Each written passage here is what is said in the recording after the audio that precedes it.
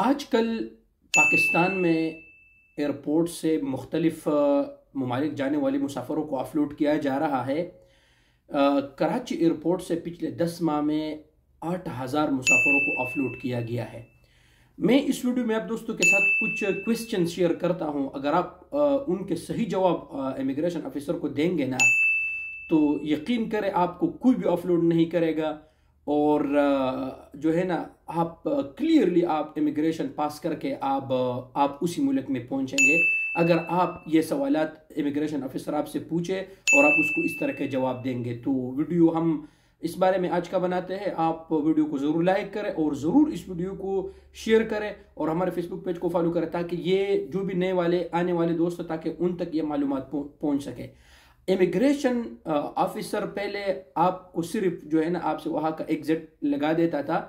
तो आजकल पाकिस्तान में इमिग्रेशन पॉलिसी इंतहाई सख्त कर दी गई है, क्योंकि जो भीख मांगने वाले लोग हैं, गैर कानूनी लोगों ने वो थोड़ा जो है ना इमेज ख़राब किया है।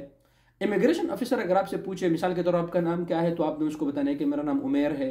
अगर आपसे पूछे कि आपने कहाँ जाना है, कौन से मुल्क का वीज़ा है, तो आपने उसी मुल्क का नाम बताना है। मिसाल के तौर पर आपने सऊदी अरब बताना है।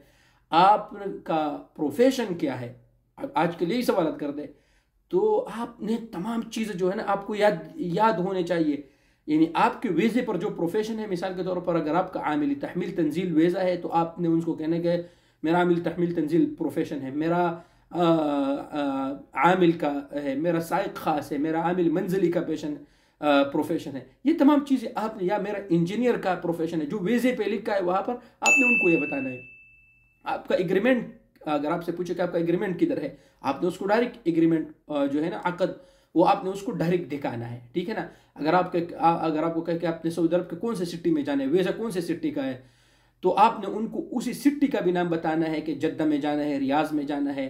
अगर आपसे कहे कि आपके सऊदी अरब में वहाँ पर कोई है, तो आपने यही उनको बताना है कि वहाँ पर मेरा मामू है, मेरा जो है ना भाई है, कज़न है, ठीक है, तमाम चीज़ें।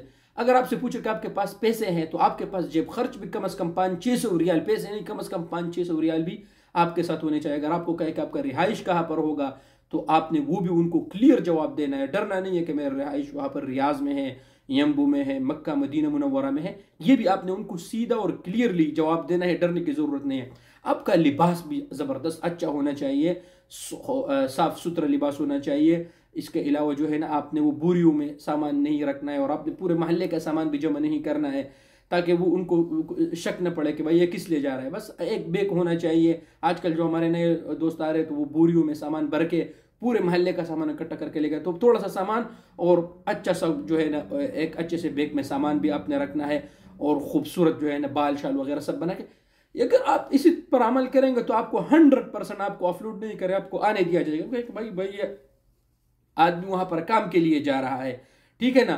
तो इन तमाम चीज़ों का आपने अगर जवाब दिया सही तरीके से, तनख्वाह के हवाले से, एग्रीमेंट के हवाले से, वीज़े के हवाले से, आप इस तरह आने से पहले किसी दोस्त के साथ प्रैक्टिस भी करें कि भाई आपका नाम क्या है, एग्रीमेंट, वीज़ा, प्रोफेशन आपका क्या है, कौन से सिटी में आप जाएंगे वहाँ पर, तो आपको 100% अगर आप इन चीज़ों का जवाब देगा ना, आपको ऑफलोड नहीं करेगा। आजकल यही सवाल पूछते हैं लोग, कहते हैं भाई प्रोफेशन का है, नहीं पता, तनख्वाह कितना है, नहीं पता, एग्रीमेंट किधर है, नहीं पता। आगे से इमिग्रेशन अफसर क्या करता है, डायरेक्ट पासपोर्ट पे अपलोड का मुहर मार के उनको वापस भेज देते हैं।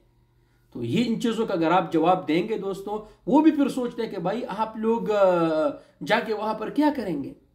अगर आप इन चीज़ों का सही जवाब देंगे दोस्तों, तो इंशाल्लाह ताला 100% आपको इंशाल्लाह आने दिया जाएगा, और आपका इंशाल्लाह पैसे भी आपके ज़ाया नहीं होंगे और आपके लिए कोई भी मसला नहीं होगा।